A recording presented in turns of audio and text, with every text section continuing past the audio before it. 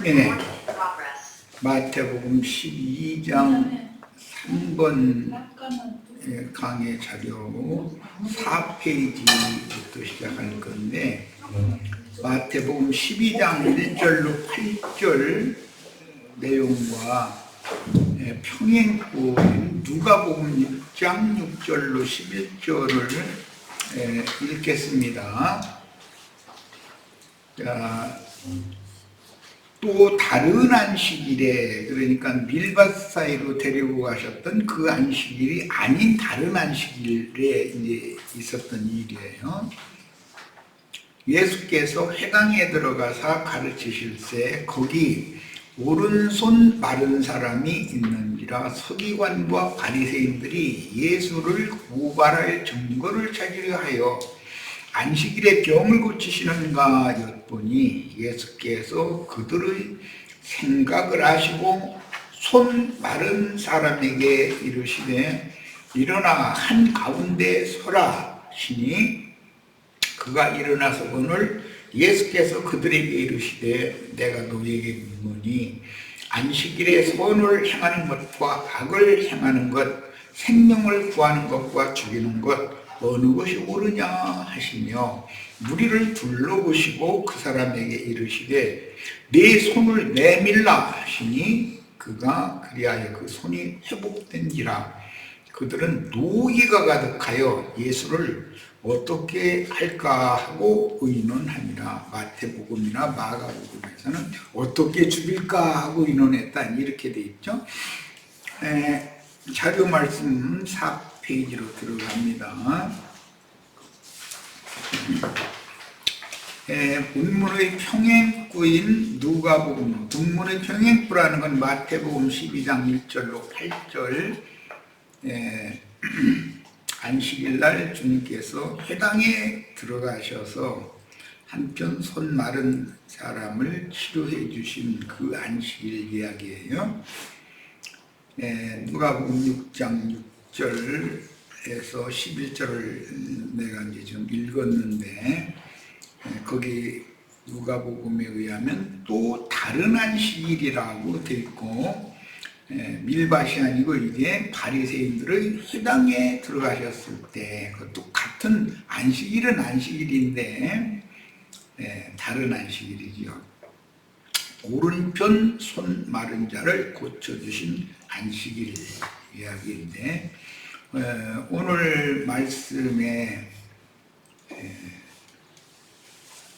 예수께서 그들의 생각을 아시고 손 마른 사람에게 이르시되 일어나 한가운데 서라 라고 하셨다 했어요. 이것은 이제 셈족의 언어 관념을 좀 알아야 되는데, 욥기 이런 데 보면 하나님 앞에 욥이 이게 따지고 덤비고 이러니까 하나님께서 말씀하실 때는 너는 장부답게 허리를 동이고 내 앞에 굳게 서라 이렇게 말씀하시죠. 이 말은 한번 맞서보자, 바짝 한번 떠보자 그 말과 같은 말이죠. 그런 개념을 이해를 하셔야 돼. 그 성경 이야기는 전부 셈족의 생활관습에서 다 나오는 말씀이기 때문에, 이제 누가 예수님한테 진리에 대해서 이제 자기네들의 주장이 너무 옳다 생각이기 때문에 그냥 질문을 하는 유순한 말씀, 그 말로 이런 것은 무슨 뜻인지 좀 가르쳐 주세요 이렇게 말하는 것과 트집을 잡기 위해서 뭔가 이렇게 따지는 말과는 다른 거죠. 그러니까 그런 사람에 대해서 예수님이 지금 너 그렇게 네 주장이 확실하고 바르다면 내 앞에 똑바로 한번 서서 너 하고 싶은 얘기 한번 해봐라 그 말이죠.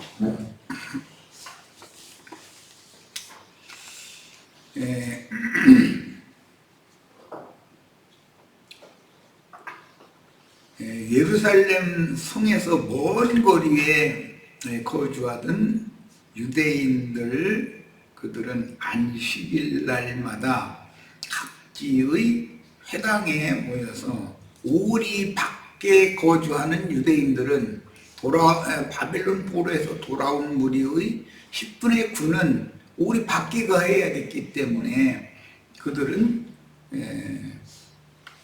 안식일 날 일을 하지 말라는 것을 너무 강조하느라고 이제 할라카 율법으로 정해서 오리까지는 갈 수 있지만 오리 넘어서는 가지도 못한다 이렇게 이제 사실은 모세 율법에는 오리 넘어서는 가지 말라 이런 게 없거든요. 그런데 이렇게 이제 하나님의 율법을 강화한다고 해서 모세 율법을 유대인의 율법, 할라카 율법이라고 그러죠. 모세 율법을 유대인의 율법으로 변개시켜서 자기네들끼리 그 할라카 율법 준수를 지금 해야 된다고 예수님 앞에 따지는 거예요. 그러니까 예수님은 모세를 통해서 율법을 주신 하나님의 그 율법의 의미, 뜻은 안식일에 하나님께서 자기 백성들에게 선을 행하고 해서 사람들 병자가 있으면 고쳐주고 뭐 율법에는 뭐 짐 지고 가다가 안식일인데 뭐 낙이나 무슨 뭐 노새나 이런 것들이 짐이 부어서 쓰러지면 모든 사람이 울력해서 그걸 다 짐을 부려서 몸에 또 무거운 짐을 이렇게 벗겨줘야 된다는 게 율법에 정해져 있거든요. 그러니까 이제 예수님은 그런 관점으로 생각을 하고 있고 이 사람들은 안식일 날은 우리 밖으로 나가도 안 되고 뭐 일을 하면 안 된다 했으니까 뭐 이삭을 비벼 먹어도 안 되는 거 안식일 날은 회당에 모인 사람 중에 누가 병 걸렸어도 그 죽거나 그러나 놔둬야지 그거 고쳐주면 안 되는 거예요. 그러니까 이 사람들은 율법을 철저하게 지킨다고 지금 이렇게 하고 있는 건데 그들이 하나님의 그 선하심과 의로우심을 오히려 사람의 의로 힘써 대적한다라고 하는 것을 깨우쳐 주려는 것이죠. 특히 이제 지금 오른손이 마른 사람을 고쳐주는 말씀을 하시는 중이기 때문에 이것은 힘 있다고 그 오른손을 너무 함부로 막 쓰다가 엊그제 얘기한 것처럼 우리 월자 자매처럼 수술하게 생긴 사람이란 말이지. 그런데 그러면 이제 그 병이 생기면 그 오른손은 못 쓰잖아. 그럼 이제 할 수 없이 왼손으로만 써야 되는 거 아니야. 그러면 매사를 어떤 일을 행할 때 한쪽으로 치우쳐서 행할 수밖에 없는 게 그런 상황을 지금 우리는 잘 이해를 하셔야 돼요. 유대인들이 안식일 율법에 대해서 모세의 율법을 크게 오해하여 유대인의 율법으로 이렇게 변개시켜 지키다 보니까 사람들이 너무 한쪽으로 치우친 거예요. 하나님 볼 때 이것을 바로잡아줘야 된다라는 그런 의미다라는 거예요. 저희 회당에 들어가셨다 그랬는데 본문에서 저희 회당이라는 표현은 주님과 제자들이 주님이 마련하신 집에 가버나움의 사역을 시작하실 때는 주님의 집을 마련을 하셨었죠.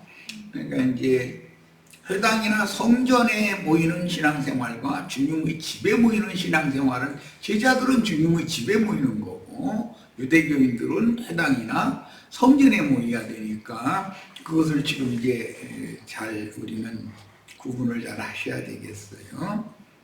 성경이 말하고자 하는 어떤 의도가 감춰져 있는 거죠. 주님께서 마련하신 집에 모여서 주님께 창세로부터 이제 다음 장 13장에 제자들이 집에 들어가신 주님 앞에 모였을 때 주님께 종종이 그 비유로 말씀하신 의미를 그 뜻을 물었다는 거예요. 그러니까 주님께서 그 뜻을 자세히 풀어서 가르쳐 주셨다. 그런데 오늘 이제 12장에서는 안식일의 뜻을 율법의 뜻을 살피는 게 아니라 이 사람들은 자신 사람의 교훈으로 하나님의 말씀을 변개시킨 할라카 율법이라고 하는 유대인의 율법을 가지고 예수님 앞에 따지려고 하니까 예수님이 그들의 생각을 지금 고쳐주시는 일이라는 거예요. 그러므로 예수님과 함께 모임을 하던 지자들의 신앙생활은 주님이 마련하신 집에 모이거나 어떨 때 보면 높은 산에 올라가서 거기서 모이거나 곡식밭에 모이거나 뭐 넓은 들판에 모이거나 등 다양한 모임 생활들이 결론적으로는 마가 요한이 모친 마리아 가맹님의 다락방에 그 영이 되신 주님과 제자들이 주님의 이름으로 모이는 예루살렘 교회의 신앙생활로 실현된 역사적인 사실을 깊이 묵상해야 된다. 사람의 손으로 지은 그런 전 또는 회당에 모이는 것과 주님과 제자들이 모이는 모임은 벌써 모이는 장소가 달랐다라는 것이죠. 그 모임 생활 자체가 다른 거고, 야, 이걸 지금 이제 강조하는 거예요. 그 영과 신부의 말씀으로 금기름이 금등대에 부어지는 제자들의 모임 생활과 사람의 손으로 지은 건물 신전인 각지 회당들에, 오늘날로 말하자면 성당, 예배당, 다 사람 손으로 지은 건물이잖아요. 그게 없으면 신앙생활이 안 된다고 생각하는 거예요. 얼마나 이게 막 수천 년 동안 그 관념으로 찌들어 버렸는지 이걸 바꾸기가 너무 쉽지가 않은 거죠, 지금. 그래서 사람의 손으로 지은 그런 건물이 있어야 된다라고 하는 이런 생각을 바꾸려 하면은 이단자로 당연히 낙인을 찍어버리는 거죠. 그래서 자칭 유대인의 회, 당일 대회로 사람 손으로 지은 그런 큰 집에 모여서 다른 복음을 반복해서 듣고 다른 교훈으로 세례당하여 인침받는다고 그러죠. 다른 영들인 소위 삼위일체교의 잡신들에게 인을 맞고 율법 제도를 쫓는 신앙생활을 하다가 일생을 마치면 지옥 형벌이 예비되어 있다는 사실에 대해서 큰 경각심을 가져야 합니다. 이스라엘의 신앙과 다른 가나안 족속들의 신앙의 차이점이라는 것은, 가나안 족속들은 다신주의 신앙을 관을 갖고 있는 거고, 이스라엘의 히브리인들의 신앙은 이스라엘의 하나님은 유일하신 한 분이라고 하는 그 유일신 신앙관이기 때문에 이게 가장 중요한 첫 번째 차이점인 것인데, 예수님이 오셔서 유일신 이스라엘의 하나님은 온 우주와 그 만물과 모든 것들을 창조하신 주물주시기 때문에 우주에 충만하신 신이지 어떤 사람의 손으로 지은 어떤 건물에 거기서나 거하는 그런 가나안 족속이 섬기던 무슨 바알이나 아세라나 그런 신당의 좌정에 있어야 되는 그런 신이 아니다라는 얘기인 거예요. 그런데 이 생각을 바꾸기가 그렇게 어려운 거죠. 오늘날 기독교계에 사는 삼위일체 교리라는 것을 우리는 그런 걸 믿지 않는다 그러면 무조건 하고 두 말을 꺼두서는 이단이다. 삼위일체 교리를 안 믿으면 이단이다 이러고, 사람 손으로 지은 큰 건물, 성당이나 예배당에 모이는 것을 우리는 그런 걸 추구하지 않는다 그러면 이단이라고 우리가 됐든, 그럼 어디서 모이냐고 그러고, 집에 있는 교회로 모인다고 그랬다가는 이상한 눈으로 보기 시작하기 때문에 대화가 안 되는 거예요. 그런데 예수님이 오셨을 때 당시의 상황도 똑같았다는 거예요. 어떤 영은 어떤 영을 낳고 이렇게 흘러가는 거니까. 신약 성경이 된 성령의 편지들은 로마서에서 유다서까지 그 모든 편지글을 보면 형제자매의 집에 있는 교회들에게 서신 성령의 편지가 보내졌고, 바울 형제님은 에베소에서는 제자들과 그 진리를 대적하는 자들을 따로 이렇게 구별해 가지고 두란노 서원이라고 하는 그 오늘날 말하자면 무슨 학당제 이런 거죠. 무슨 학원 그런 거죠. 거기를 빌려서 복음을 전했고, 죄인의 몸으로 로마에 가서 전도할 때는 새 집을 빌려서 가택연금 상태로 오가는 모든 이들에게 천국 복음을 전파했습니다. 그게 너무 당연한 거였던 거예요. 그때 당시 바울 사도가 여러분들 건축원금 내가지고 예배당 하나 집시다, 뭐 성당 하나 집시다 이렇게 했다면 그들은 또 반대했을 거예요. 지금 성전이 있고 각자 회당이 있는데 뭘 또 짓는단 말이냐 그랬을 거 아니겠어요? 그럼 이래도 탈이고 저래도 탈인 거예요. 오늘날까지 성경을 크게 오해한 자칭 유대인들의 큰 건물, 즉 성당, 예배당에 보여서 종교적인 신앙생활을 실행하는 모임생활과 주님의 교회가 실행하는 모임생활의 차이를 명확하게 분별해야 합니다. 내가 기회 있을 때마다 말씀드리지만 120명의 예루살렘 교회는 마가 요한의 그 모친 마리아 자매님의 집의 다락방에서 모였어요. 그러나 유대교인들이나 유대인들의 율법도 지켜야 되고 복음도 믿어야 되고 이렇게 하는 양다리 걸치는 신앙을 주장했던 그 야고보의 신앙 지도를 받는 사람들은 예루살렘 성전에 모이는 거예요. 그냥 이 집 저 집에서도 보였지만 성전에서도 보이는 실행을 그때까지 계속 한 거예요.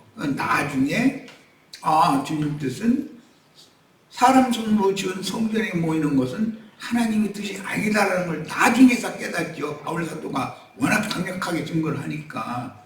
오늘 예수님이 마태복음 21장에 가보면 보라 너희 집이란 예루살렘 신전을 말하는 건데 돌 위에 돌이 하나도 춤르지 않냐고 다 무너뜨려지는 날이 온다. 그러니까 참 성전은 예수의 몸이요 예수가 죽으면 그리스도의 몸으로 이렇게 그게 참 성전인 건데, 즉 사람이 성전이 되어야 되는 건데 사람 손으로 건물을 짓는 것에 대해서 관념이 깨지들 않는 거예요. 오늘날도 기독교계에 우리들이 이런 진리를 증거하려고 그러면은 절대 사람들이 쉽게 받아주지를 않아요. 왜냐하면 워낙에 세계당에 있거든. 이미 세계도 있거든. 한쪽 손이 마른 사람인 힘의 균형을 잃은 사람을 고치신 것과 그에 따른 논쟁의 무대가 된 조의 회당이라는 표현은 마태가 복음서를 기록할 당시 이미 그 이전에 바벨론 포로 생활을 할 때 이미 각처에는 회당이 세워졌다는 거예요. 예루살렘 성전은 이미 바벨 느부갓네살에 의해서 다 회파되고 다시 세울 힘은 없으니까 자기네 사는 마을마다 회당들이 있었고, 회당에 모여서 회당장이 성경을 읽어주고 또 그중에 이제 같이 섞여 사는 레위인 랍비들이 있으니까 그들이 그걸 강론을 해주고, 그게 예배법이었어요. 그것이 그냥 오랜 동안 계속 이어져 왔기 때문에 그것이 너무 당연한 거예요. 그들의 세계에서는. 성경을 크게 오해한 바리새인들의 회당, 저의 회당이라고 그랬는데 이건 예수님의 말씀을 대적하는 자들의 회당이라는 말이잖아요.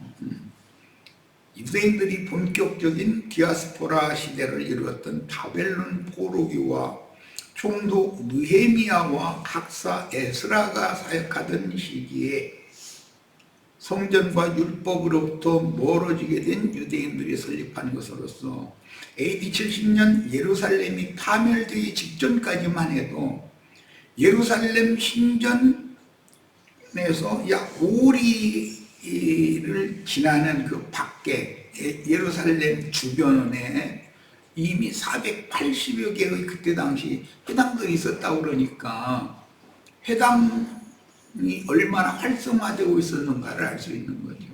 오늘날도 뭐 소위 말하는 교회당이라고 하는 성당이나 그 예배당 건물들이 거리마다 서울에서 보면 특히 그 밤에 이게 옥상에 이렇게 올라가서 보면 빨간 십자가 불 반짝반짝 하는 데가 아주 너무 많어. 그런 현상이 예수님 때 똑같이 그랬다는 거예요. 그런데 만약에 그런 예배당 십자가 그 형광등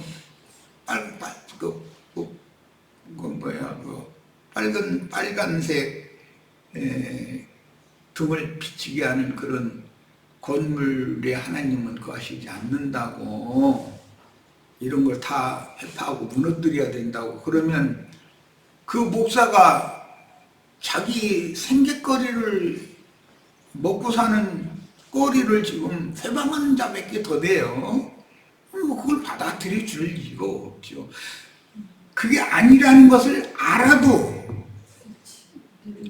그게 자기 직업이기 때문에 먹고 살아야 되는 생계가 거기에 달려있기 때문에 그것은 악착같이 우기고 세워야 된다고 그러지, 맞다고 성경에는 사람 손으로 지은 전에 하나님과 하시지 않고 사람이 거룩한 성령이 전이 되어야 되는 것이 맞다고, 그걸 그들이 인정을 한다 해도 그럼 뭐 해야 될 텐데, 모이는 장소가 없으면 어떡하냐 이렇게 따지거든. 그럼 그때 집에 모이면 되는 것이지, 예배당 건물 되놓고 십자가 무슨 그런 형광등 세워놓고 종탑 세워놓고 그런 곳에만 모여야 된다는 이런 것이 아니지 않냐. 거룩한 것은 어떻게 건물이 거룩하겠냐, 사람이 거룩한 것이지.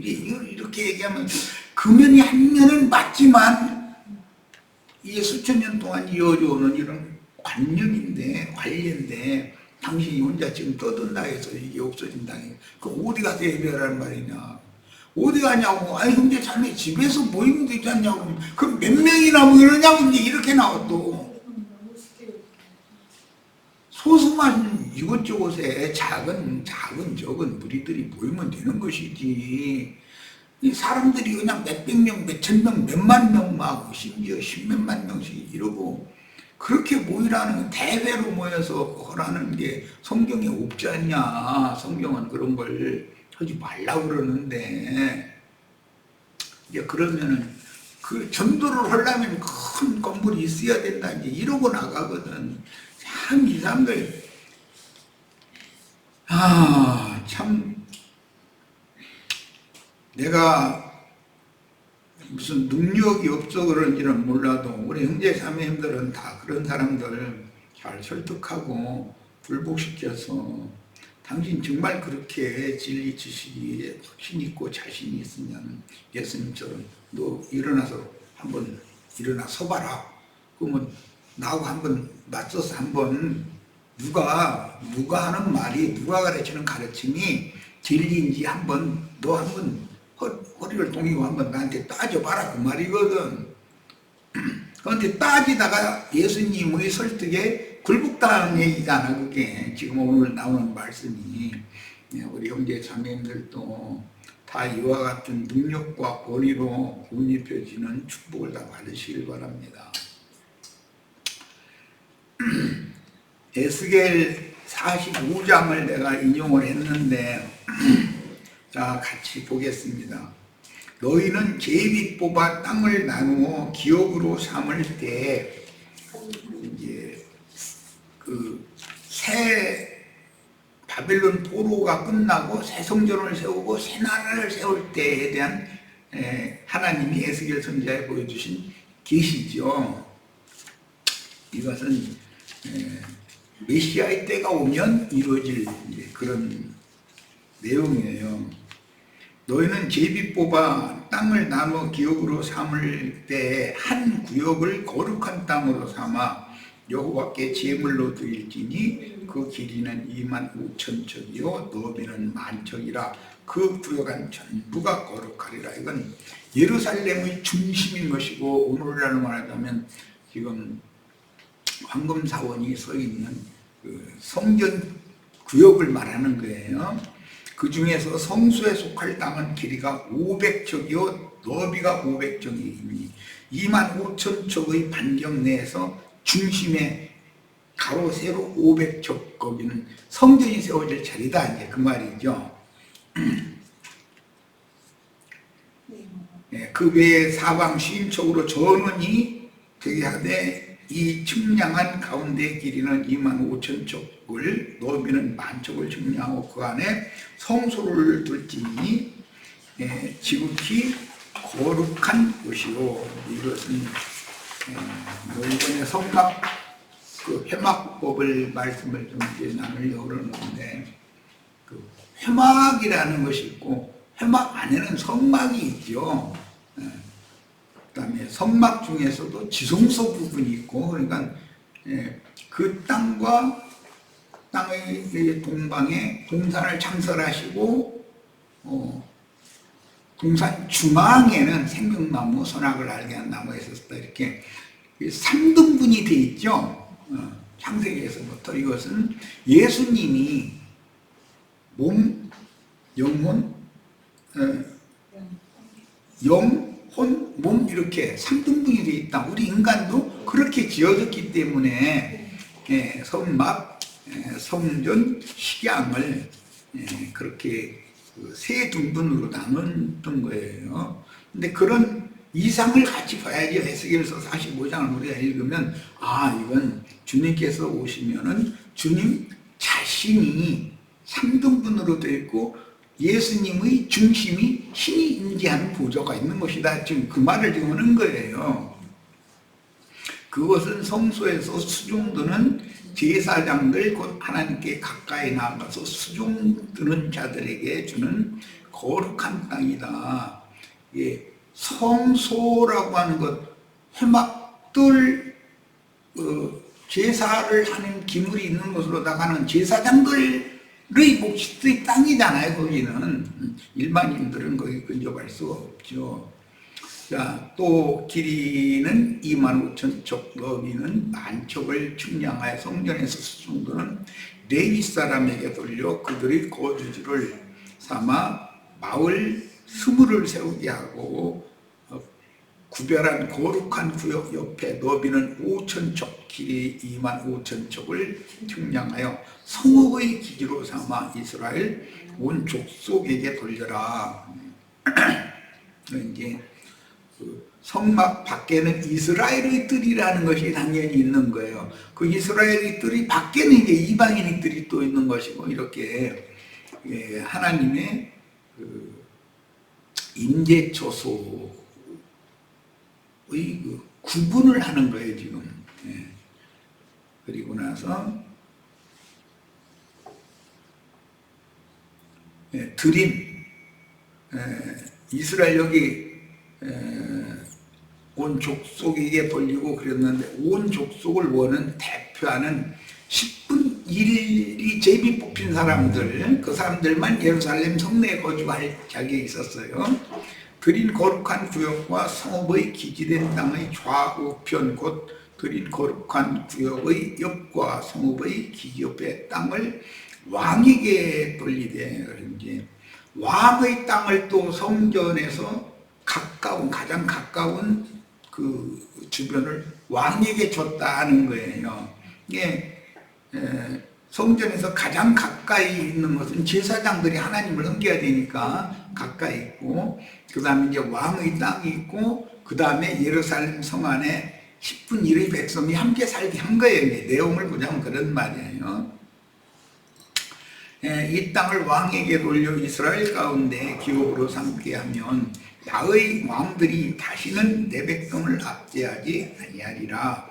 그 나머지 땅은 이스라엘 족속에게 그 지파대로 줄지니라. 이것은 쉽게 이해를 돕기 위해서 처음에 내가 말할 때 많은 물로 심판의 물로 덮여있던 그 땅의 동방에 동산을 장설하시고 동산 중앙에 생명나무가 거기에 있는 거예요. 생명감수도 거기서 발원해서 흐르기 시작하는 거고. 자, 이걸 잘 생각을 하시면 돼요. 그래서 왕의 땅이라고 하는 것은 동산을 말하는 거예요. 동산. 인간의 영혼, 마음을 말하는 거예요. 자, 주 여호와께서 이같이 말씀하셨느니라. 이스라엘의 통치자들아, 너희에게 만족하니라. 너희는 포악과 겁탈을 제거하여 버리고 정의와 공의를 행하여 내 백성에게 속여 빼앗는 것을 그칠지니라. 이건 이제 왕들이 자기 땅이 없으면 백성들의 땅을 강탈하는 거, 아합이 하는 짓과 같은 그런 짓을 하니까 그런 짓을 안 해도 되게끔 이제 땅을 주는 말씀이에요. 그런데 이제 이런 하나님의 말씀의 의도는 사람을 생각하면 되고 에덴 동산 중앙을 생각하면 되고 그 성전이라는 것이 지성소가 있고 성소가 있고 마당이 있다라는 걸 생각하시면 돼요. 자, 느헤미야 11장 1절 봅니다. 백성의 지도자들은 예루살렘에 거주하였고 그 남은 백성은 제비 뽑아 10분 이른 거룩한 성 예루살렘에서 거주하게 하고 10분의 9는 다른 성읍에 거주한다. 다른 성읍에 거주한다라는 것은 이스라엘 땅은 12지파 예루살렘에서 멀리 떨어진 땅들이 많으니까. 그런데 그 각 성마다 회당들이 있다 그런 말이에요. 이제 예루살렘 성 밖에 먼 거리에도 회당들이 다 있었다 지금 그 말이에요. 10분 9에 해당하는 그 백성은 각 성의 회당에 모여서 신앙 지도를 받고 재반사를 그 성의 장로단 회의에서 결정하는 대로 생활을 지도받았다 그런 말이에요. 신앙 지도는 이제 레위인들이 섞여서 하니까 레위인들 중에 랍비들이 하지만 각 성의 장로들이 일반 백성들의 일반적인 삶에서 잘잘못이라든지 뭔 문제가 있다든지 하면 그런 것들을 장로들이 성문에 모여서 결정하는 대로 다 따라야 했다. 그게 이스라엘의 생활이다 그런 말이에요. 자, 요한복음 11장 18절을 인용했는데 봅니다. 베다니, 거긴 감람산 기슭계의 베다니와 벳박이라고 하는 마을이 대표적으로 나오죠. 베다니는 예루살렘에서 가깝기가 한 5리쯤 되면, 그러니까 감람산 지역 거리만큼 있으면 예루살렘 성전으로 안식일 제사를 갈 수가 있는 거죠. 감람산 지역 외곽으로 벗어난 사람들은 자기가 사는 성읍의 회당에 제사를 예배를 하러 가야 되는 것이고, 지금 그걸 말한 거예요. 사도행전 1장 12절 봅니다. 제자들이 감람원이라 하는 산으로부터 예루살렘에 돌아오니 이 산은 예루살렘에서 가까워서 안식일에 가기 알맞은 거리라. 이 안식일에 가기에 알맞은 거리라는 이 용어는 할라카 율법에서 나오는 말이지 모세 율법에 정해진 말씀이 아니에요. 그러니까 이런 유대인들의 그때 당시의 생활 관습을 우리가 알아야 되는 거예요. 일단은 오늘 바리새인들의 회당에 예수님이 들어가셔가지고 한편 손 마른 사람을 치료해 주시는 말씀을 우리가 지금 나누고 있는 중인데, 그 회당 중에서도 바리새인들의 대표자인 것이죠. 제일 성경을 자신들이 그 할라카 율법을 아주 가르치고 막 많이 안다고 자부하는 사람인 것이죠. 그러니까 너 일어나 내 앞에 서라. 그 말은 한번 너하고 나하고 맞서서 한번 너의 한락한 율법이 맞은지 내가 해석하는 율법의 뜻대로는 해석을 할 건데 내가 해석하는 모세의 율법 해석이 맞은지 한번 바짝 한번 떠보자 그런 말인 거예요. 첫 시간이 여기까지 하고 잠시 쉬었다가 두 번째 시간 더 나가도록 하겠습니다.